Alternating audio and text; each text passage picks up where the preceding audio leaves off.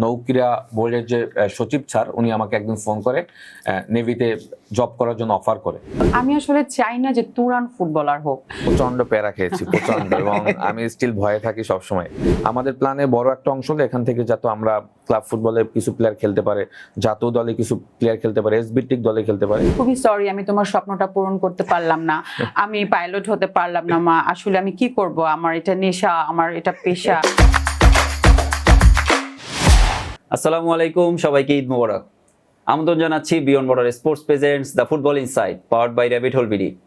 আজকে ঈদের এই স্পেশাল এপিসোডে আমাদের সাথে আছেন সবসময়ের মতো আমাদের সবার প্রিয় জাহিদ হাসান এমিলি ভাই, এবং আরও একজন স্পেশাল গেস্ট আছেন সাথে, জাহিদ হাসান এমিলি ভাইয়ের সহধর্মিণী Tarana Hasan. Welcome to our show. Eid Mubarak. Eid Mubarak. কেমন আছেন?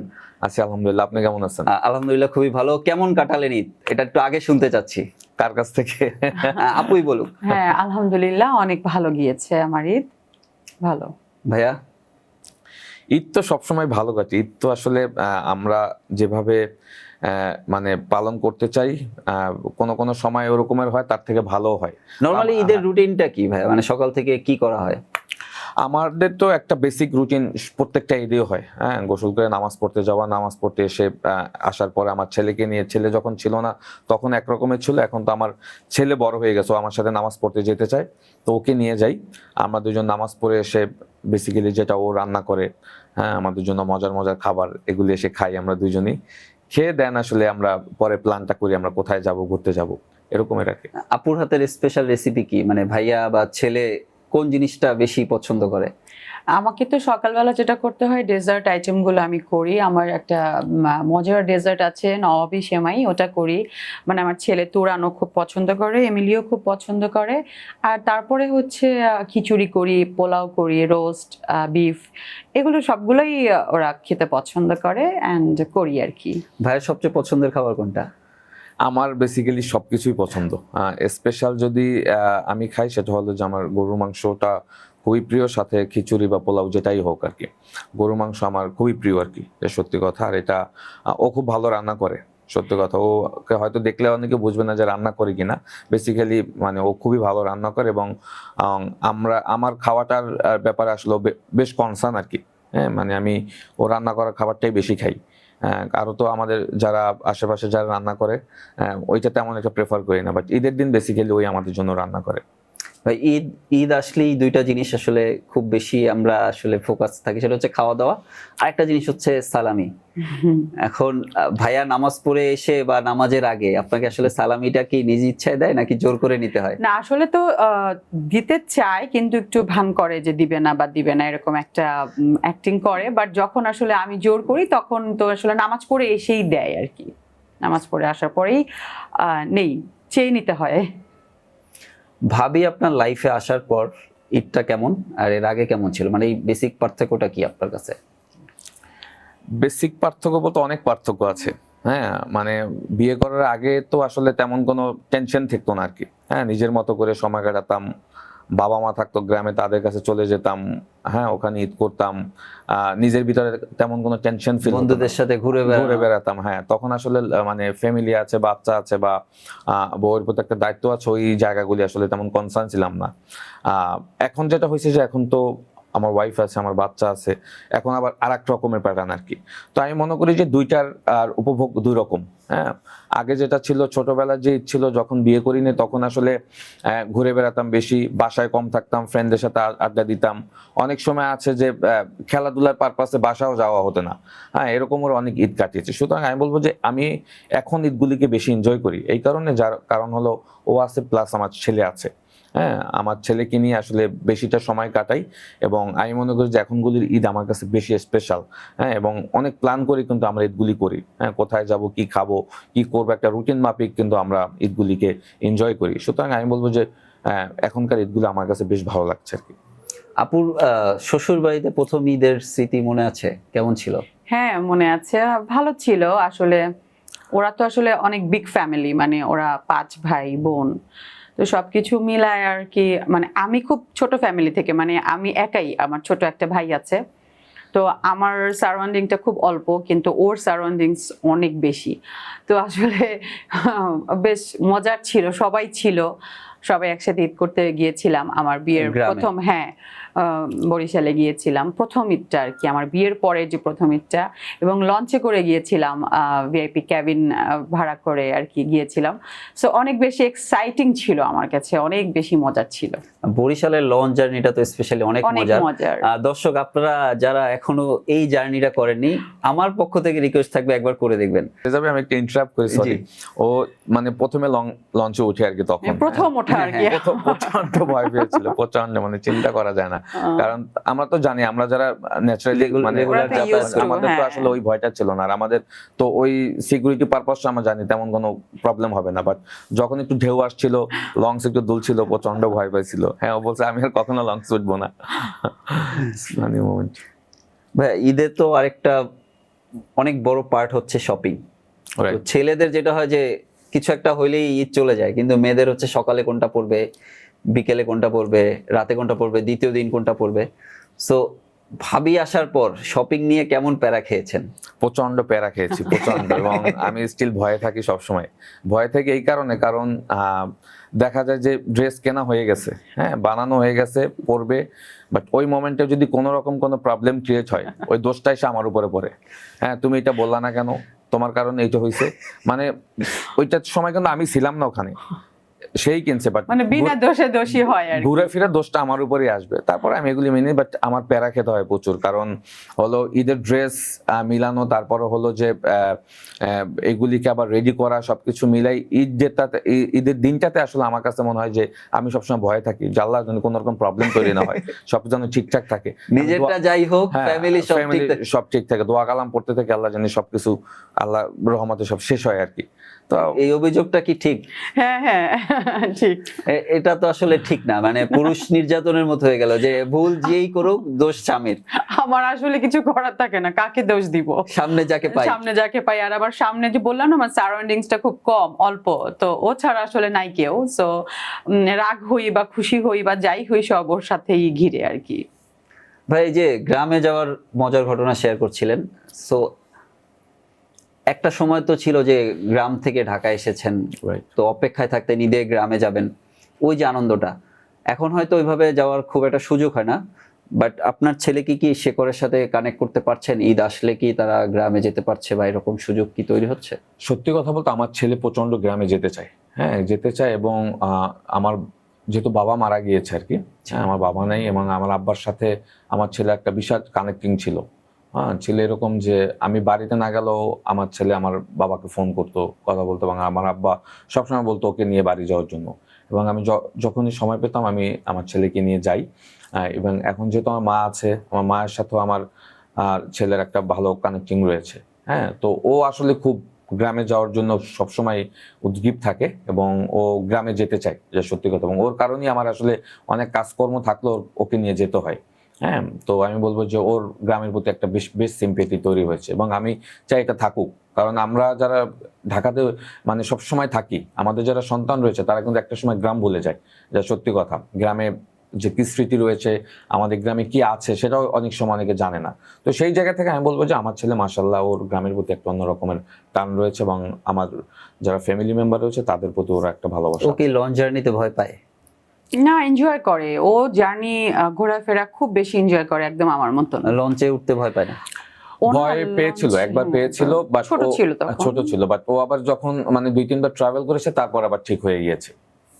ভাই এই যে খেলোয়াড় জীবন, ঈদ তো মানে না, যখন কোনো খেলা থাকে তখন তো আসলে ঈদ নাকি রোজা ওটা দেখে না। Right. সো খেলার জন্য দেশের বাইরে থাকা হয়েছে, ফ্যামিলি থেকে থাকা হয়েছে, ফ্যামিলি ছেড়ে, এরকম কোনো ঈদের স্মৃতি কি আছে আপনার? হ্যাঁ, বিয়ের পরে সম্ভবত চায়না গেছি। হ্যাঁ, বিয়ের পরেও আমার মনে আছে যে আমি চায়নাতে ঈদ করেছিলাম। এশিয়ান গেমসের খেলা ছিল। তো বেসিক্যালি যেটা হয়, যখন জাতীয় দলের দায়িত্ব থাকে তখন তো আসলে সবকিছুর ঊর্ধ্বে থাকে। রাইট। হ্যাঁ, ওইটা আমারও যেরকম স্যাক্রিফাইস করতে হয় ওদেরও করতে হয়, আমার ফ্যামিলি মেম্বারও সেই স্যাক্রিফাইসটা করে। বেসিক্যালি একজন স্পোর্টসম্যানের স্যাক্রিফাইস কিন্তু একদম ছোটবেলা থেকেই স্টার্ট হয়, আপনি জানেন।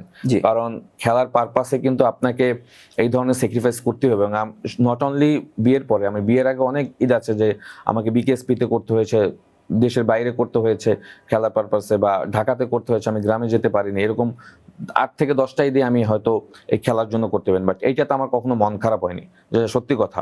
কারণ আপনি যখন দেশের ডিউটি পালন করবেন তখন কিন্তু ওইটার গ্রহণযোগ্যতা সবার কাছে উপরে থাকে, এবং সেই স্যাক্রিফাইসটাই করেছি দেখেই কিন্তু আজকে যতটুকু ফুটবল খেলতে পেরেছি ওই স্যাক্রিফাইসের কারণে। সুতরাং আমি বেশ কিছু ঈদই দেশের বাইরে করেছি, বা সত্যি যদি আপনি আমাকে কোশ্চেন করেন যে খারাপ লেগেছে কিনা, আমি বলবো না, না খারাপ লাগেনি, কারণ এটা তো আমি দেশের জন্য খেলতে গিয়েছি। হ্যাঁ, তো ওই জায়গাটা আমি মনে করি যে প্রাউডের জায়গা ছিল। এটা তো ভাইয়া ফ্যামিলি থেকেও একটা সাপোর্টের ব্যাপার।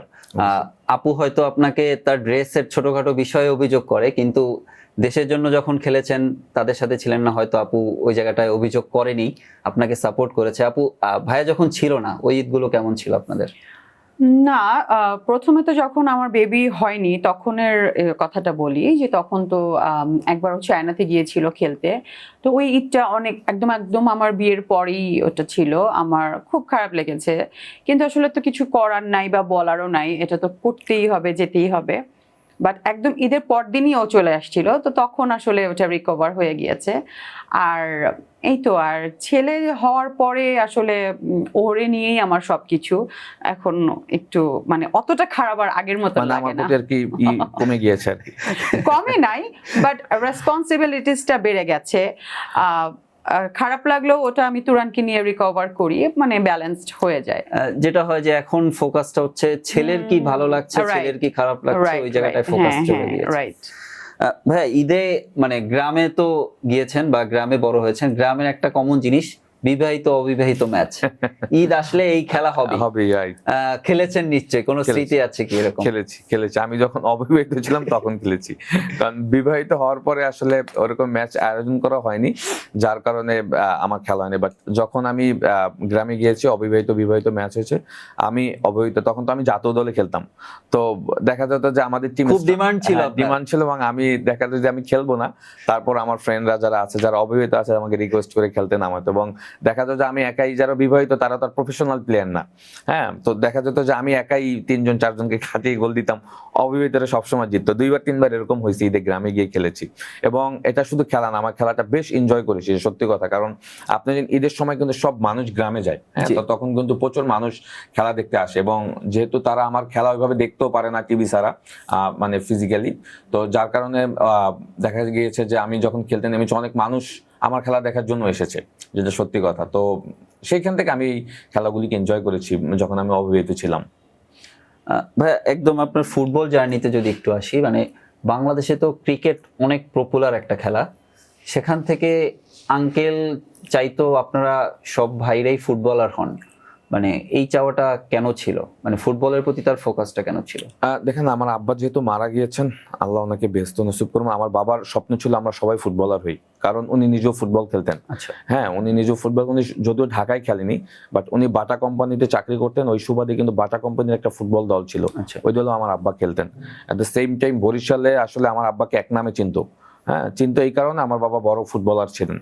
হ্যাঁ, যদি ওই সময়টা সে ঢাকায় খেলার সুযোগ পায়নি, বাট আমার আব্বাকে এক নামে সবাই চিনতো। তো আমার আব্বার অনেক ইচ্ছা ছিল যে আমরাও যেন ফুটবলার হই। হ্যাঁ, তো একটা সত্যি কথা মজারও ব্যাপার রয়েছে, এবং এটা বলতে পারেন যে আমার আব্বার খুব ইচ্ছা ছিল যে, দেখবেন আমাদের ভাইদের যে নামগুলি, নাম অনুযায়ী কিন্তু তখনকার প্লেয়ারদের নামের জন্য নাম রেখেছে। আমার নাম যে জাহিদ হাসান এমিলি, তার নামের পিছনে একটা গল্প রয়েছে। 87 আমার জন্ম, তখন কিন্তু সম্রাট হোসেন এমিলি নামে একজন প্লেয়ার ছিলেন। হ্যাঁ, উনি দুর্দান্ত সুপারস্টার ছিলেন, তো ওনার নাম অনুযায়ী কিন্তু আব্বা আমার নাম রেখেছে। হ্যাঁ, তো আমার আব্বা ফুটবলের প্রতি কতটা প্যাশন ছিল। হ্যাঁ, তো যার কারণে কিন্তু আমার সবারই চাওয়া ছিল আমার আব্বার যে আমরা সবাই যেন ফুটবলার হই। এট দ্য সেম টাইম সবাইকে হয়তো ওইভাবে আব্বা গাইড করতে পারেনি। একটা সময় কিন্তু আব্বা আমার পিছনে প্রচন্ড শ্রম দিয়েছে এবং আমাকে বিকেএসপিতে ভর্তি করে দিয়েছে। হ্যাঁ, আব্বা চাইতো যে আমার অন্যান্য ভাইগুলি যাই হোক, আমি যেন জাতীয় পর্যায়ে সর্বোচ্চ লেভেলে খেলতে পারি, যার কারণে সে কিন্তু আমাকে 99-এ বিকেএসপিতে ক্লাস 7-এ ভর্তি হয়। এটা পুরোটাই আমার আব্বার জন্য হয়েছে। হ্যাঁ, সত্যি কথা বলতে তখন বিকেএসপিতে আমাদের একদম মফস্বল থেকে এসে বিকেএসপিতে ভর্তি হওয়া সো টাফ ছিল। তো আমার আব্বা ওই চ্যালেঞ্জটা নিয়েছে, এবং আমার আব্বার চ্যালেঞ্জেই কিন্তু আমি বিকেএসপিতে ভর্তি হই। তারপর তো আসলে আস্তে আস্তে আমার ক্যারিয়ারটা ডেভেলপ হয়, এবং নট অনলি আমি, আমাদের প্রত্যেক ভাইদের পিছনে কিন্তু আব্বার একটা অন্যরকম শ্রম আছে, এবং সে চাইতো সবাই ফুটবল খেলি। এই জন্যই কিন্তু আমরা প্রফেশনালি ঢাকাতে কিন্তু সবাই ঘরোয়া ফুটবলে কিন্তু প্রিমিয়ার লিগে খেলার সুযোগ হয়েছে।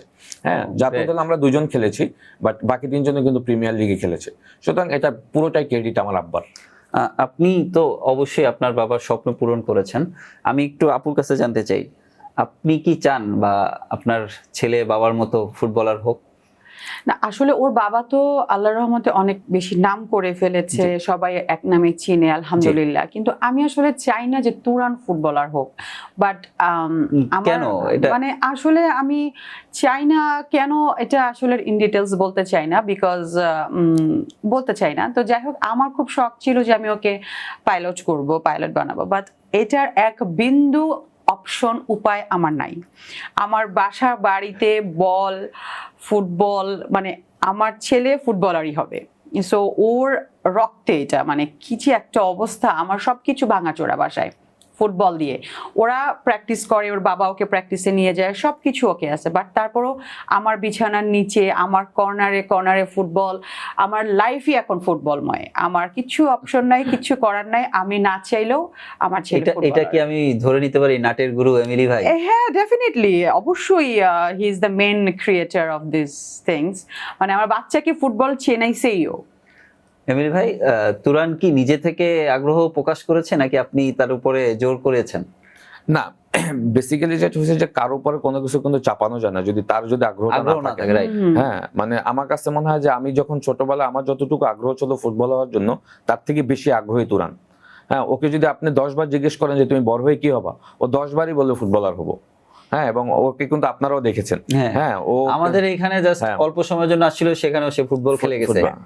24 আওয়ার্স কি বললাম, এন্ড বারবার আবার আমাকে সরি বলবে, মা আমি খুবই সরি, আমি তোমার স্বপ্নটা পূরণ করতে পারলাম না, আমি পাইলট হতে পারলাম না মা, আসলে আমি কি করব, আমার এটা নেশা, আমার এটা পেশা। মানে ওর লাইফটাই ফুটবলময়, এতটুকু একটা ছেলে, মানে এখনই ওর এই অবস্থা। সো আমি আসলে স্পিচলেস। set করে ফেলছে হ্যাঁ, নিজে নিজে। একদম ও নিজে নিজেই সেট করে ফেলছে।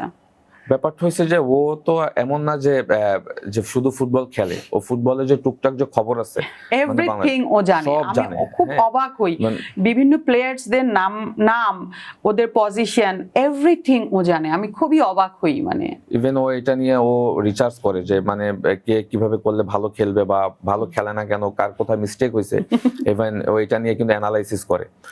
ব্যাপারটা হচ্ছে যে ও ফুটবলের প্রতি একটা অন্যরকম প্যাশন আছে। হ্যাঁ, ও খেলো নিজে, প্লাস হচ্ছে ও সারা বিশ্বের ফুটবলারদের খবর রাখে। আমাদের দেশের বর্তমান যে জাতীয় দলের যে স্কোয়াড আছে, ও সবাই ডিটেলস জানে। ভাই, আপনার মনে আছে আপনি আমাদের একটা শুটে কোন একটা প্লেয়ারের নাম কোন একটা কিছু ভুল বলছিলেন, হ্যাঁ। ওই ক্যামেরার পিছন থেকে ও ভুল ধরছিল। তুরান বলে দিয়েছিল, রাইট এক্স্যাক্টলি। তো সেটাই বললাম যে এটা নিয়ে প্রচুর রিসার্চ করে। আমি বলবো যে এটা ও যেহেতু চায় না ফুটবলার হোক, কারো পেশা বা কারো যদি কে কি হবে সেটা তো আল্লাহ নির্ধারণ করে দিয়েছে, বাট ওর ভিতরে ফুটবলের প্রতি যে প্যাশন আমি দেখছি, আমার কাছে মনে হয় যে এর বাইরে থেকে আসলে ওকে বের করা খুব মুশকিল হবে আমার জন্য। ইভেন আপনারা জানেন যে আমার একটা একাডেমি রয়েছে, জি, জি, জি। সেখানে কিন্তু ওর মা ওকে যেতে দেয় না অনেক সময়। হ্যাঁ, বাট আমিও তখন কিছু বলি না, কারণ আমি নিয়ে গেলেও আবার আর ওকে বকা দেয়, যার কারণে ও কিন্তু আগেই রেডি থাকে। হ্যাঁ, আমি বের হওয়ার আগে ও বের হয়ে যায়, বের হয়ে গাড়িতে গিয়ে বসে থাকে। সুতরাং ওর ফুটবলের প্রতি অন্যরকম একটা ভালোবাসা, এটা হতে পারে বা আমার ব্লাডের সাথে একটা কানেক্টিং, কারণ আমি এত দেখি নাই মানে ওর যে ফুটবলের দাদা, বাবা, চাচারা সবাই ফুটবলার, রাইট। ভিতরে তো এটা থাকতেই পারে। আর ভাইয়া বলছিলেন একবার যে ও স্ট্রাইকারের জন্য কিছুদিন খেললো, তারপর আবার গোলকিপারের জন্য খেলছিলেন। এই গল্পটা যদি একটু শেয়ার করতেন। না, ও তো এখন ছোট, ওর মাত্র 9 বছর বয়স। ওর আসলে পজিশন ও নিজে চেঞ্জ করে। ও প্রথমে স্ট্রাইকার খেলতো বিকজ অফ মি, মানে ও আমার গোলগুলি ইউটিউবে দেখে, তো বলছে যে বাবা আমি স্ট্রাইকার হবো 1 বছর আগে। এখন আবার সে গোলকিপার হতে চায়, সেটার অন্যতম কারণ হলো মিতুল মার্মা। হ্যাঁ, বলছে যে বাবা মিতুল মার্মা মাঝে মাঝে মিস্টেক করে, এই মিস্টেকগুলো আমি করবো না। মিতুল মার্মাকে আমার ভালো লাগে, অনেক সময় ভালো সেভও করে। তো ওর আসলে পজিশনগুলি মাঝে মাঝে নিজেই চেঞ্জ করে ফেলে, বাট এখন সে ফিক্সড নেই যে কোন পজিশনে খেলবে। এখন সে রেগুলার বা গোলকিপার ট্রেনিং করতেছে। এখন এনজয় করুক, ফিক্স Right, করা যাবে, exactly, সময় আছে। ভাই, আপনার একাডেমি সম্পর্কে বলছিলেন, একাডেমির গল্পটা যদি বলতেন, এটা আসলে কি উদ্দেশ্যে শুরু করা এবং এটার ফিউচার কি দেখছেন?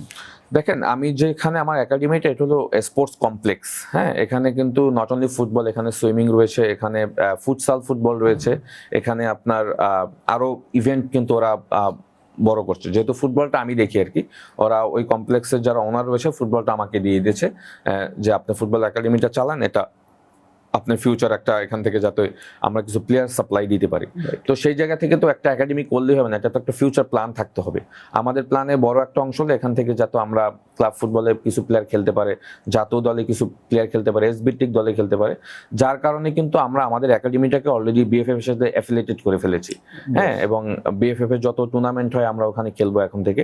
অ্যাট দ্য সেম টাইম আমাদের ম্যাক্সিমাম প্লেয়াররাই কিন্তু একটু মানে হায়ার লেভেলে, মানে আমরা তো জানি ফুটবল কিন্তু সবসময় আমরা যারা মফস্বল থেকে খেলে এসেছি তাদের খেলা, বাট এখন কিন্তু ফুটবলটা কিন্তু সবাই খেলছে, যা সত্যি কথা। আমাদের এখানে ফুটবলের যে একটা ক্রেজ তৈরি হয়েছে, তারপর থেকে কিন্তু এখন সব লেভেলের মানুষ ফুটবল খেলছে, এবং আমার যে স্টুডেন্ট রয়েছে তাদের ফুটবলের প্রতি যে ভালোবাসাটা চিন্তা করা যায় না।